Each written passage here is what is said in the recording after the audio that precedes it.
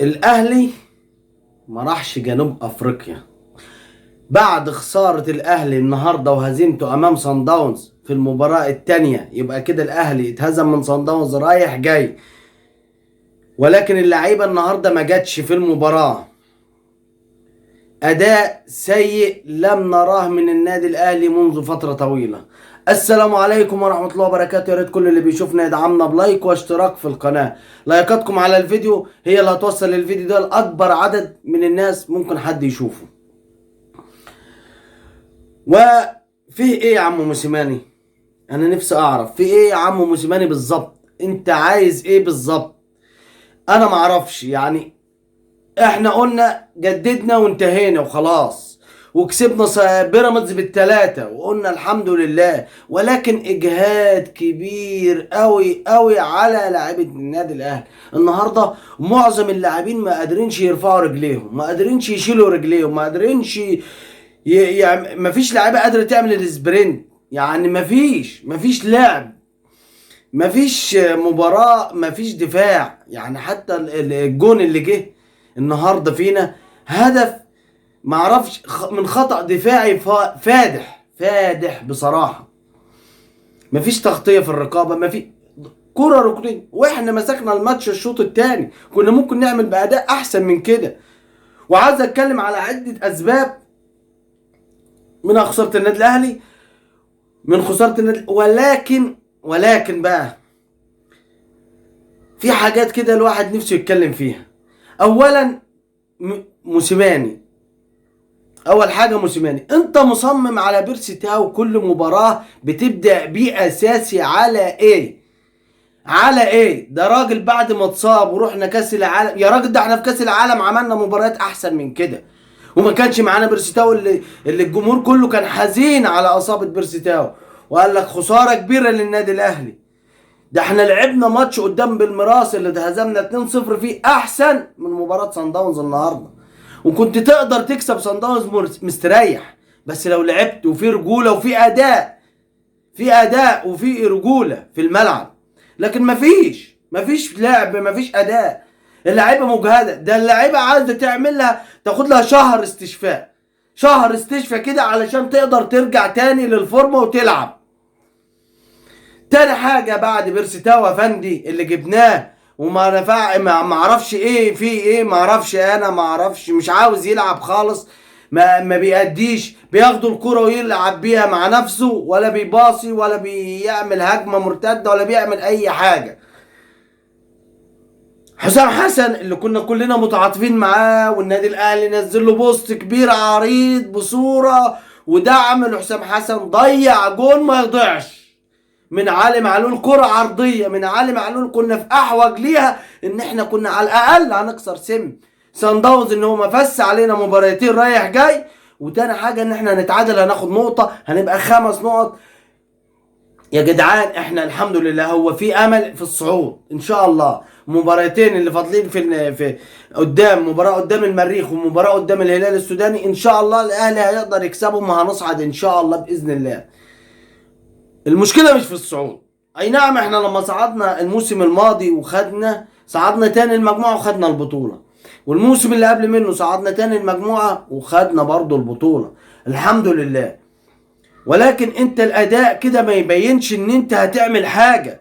الاداء ضعيف جدا، الاداء غير يعني معرفش، الاداء كده مفهوش حاجة تبين ان انت في حمية في اللعب، ان انت مش ناوي على افريقيا. ولذلك احنا لما تعادلنا هنا الموسم الماضي، رحنا فزنا على الفريق بتاع انجولا. يعني ليه انت بقى يعني ليه انت بتعملوا فينا كده؟ ليه قفشه يبدا اساس واحمد عبد القادر يقعد على الدكه؟ ليه يعني ليه انت شايف قفشه المفروض يتغير ما غيرتوش ليه؟ عندنا مكيسوني ده، احنا جايبين مكيسوني ده بس نفسحه بس. يعني احنا جايبين مكيسوني ده ناخده في الطيران رايح جاي بس. يعني الاهلي اشترى مكيسوني وبيدفع له بالعمله الصعبه، والمشكله ان مكيسوني ده جاي النادي الاهلي يتفسح في الطياره رايح جاي بس.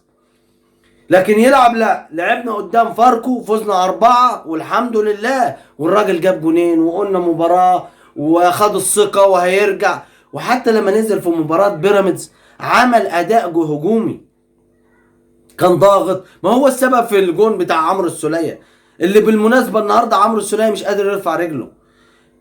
هو ممكن الإصابة تكون أثرت عليه، طب ماشي الإصابة أثرت عليه، ما أنا عندي بدل ما أطلع ده وأطلع عندي تغييرات أحسن من كده. ولا هو خلاص. وكريم فؤاد وإصابة كريم فؤاد يعني اللعب ما كانش فيه أداء، ما كانش فيه روح، لدرجة إن إحنا كنا حاسس إن إحنا إيه، بنلعب الكورة في آخر الشوط التاني كده، أي كورة وخلاص، أي كورة ممكن اللاعب يلعب، كورة تطلع تماس، كورة تطلع ضربة مرمى، الكورة نرتكب خطأ ما، وانذار لحسام حسن. نازل، انت نازل علشان يا حسام حسن يا ابن الحلال، انت نازل النهارده علشان تبين ان انت ان ان ان انت المفروض تبين للجمهور ان الجمهور عنده حق وموسيماني غلطان في قعدتك على الدكه. مش نازل تضيع لي كوره وبالهيد، ودي كورتك اللي متعود عليها، ومرفوعه لك دواء من علي معلول، اللي بالمناسبه ان علي معلول برضو النهارده كان في اقل مستوياته. علي معلول كان في اقل من المستويات.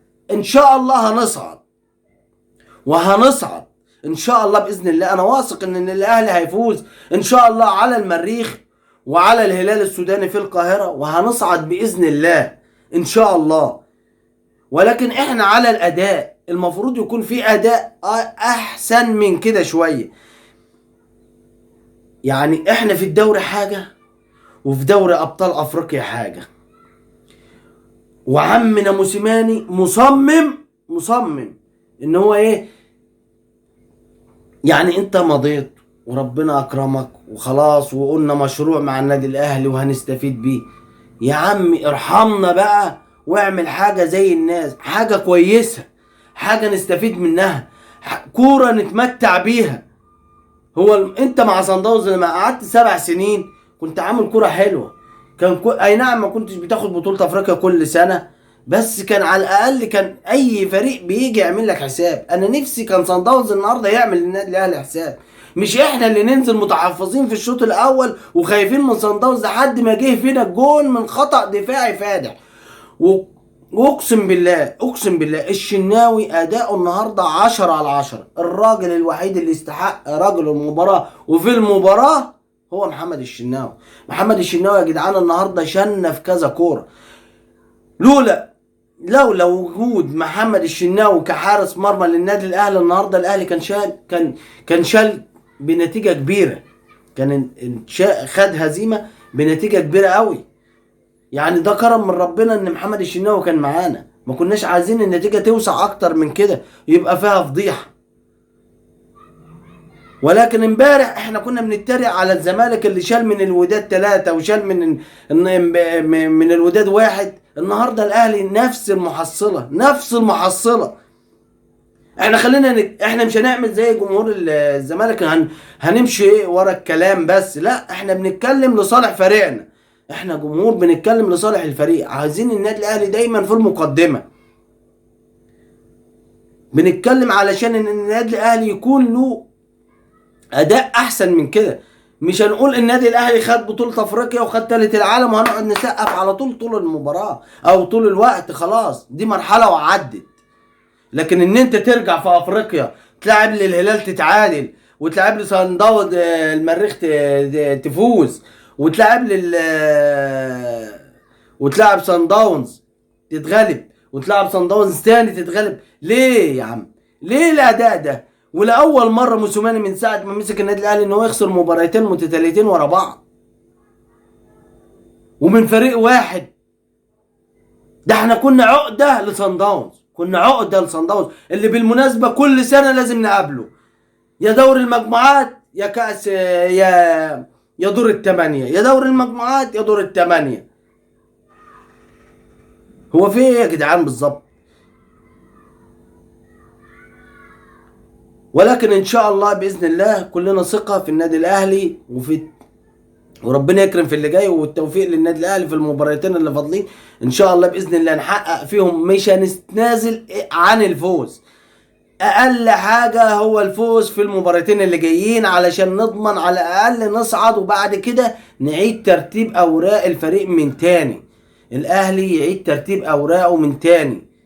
لازم نصعد للمباراة الجاية لازم نفوز المباراتين الجايين، اقل ما فيها المباراة بتاعت يوم الجمعة مع المريخ السوداني، وهنا على ملعب النادي الاهلي، وده كرم من ربنا ان المريخ هيلاعبنا على ارضنا.